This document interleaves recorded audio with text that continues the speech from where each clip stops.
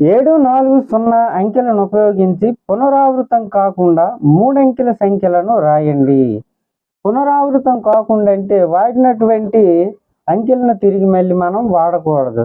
దీని simple trick ఏంటంటే చూద్దాం. 740 ఈ అంకెలను ఉపయోగించి 3 అంకెల సంఖ్యలను రాయమన్నాడు. కనుక ఇలా 3 గీతలు రాసుకుందాం. ఇది 1ల స్థానం, 10ల స్థానం, ఇది 100ల స్థానం. అయితే ఈ 100ల స్థానంలో మనం 700 రాయొచ్చు, 400 రాయొచ్చు. 0 రాయలేము. కనుక మనకి ఇక్కడ ఎన్ని అవకాశాలు ఉన్నాయి? 2. ఇంటూ దీన్ని ఆల్రెడీ యూజ్ చేసాం కనుక ఇక్కడ మనకి ఎన్ని ఆప్షన్లు ఉన్నాయి? ఈ 10ల స్థానంలో 0 రాయొచ్చు, 4 రాయొచ్చు. కనుక మనకి ఇక్కడ 1, 2 ఇంకో 2 అవకాశాలు ఉన్నాయి.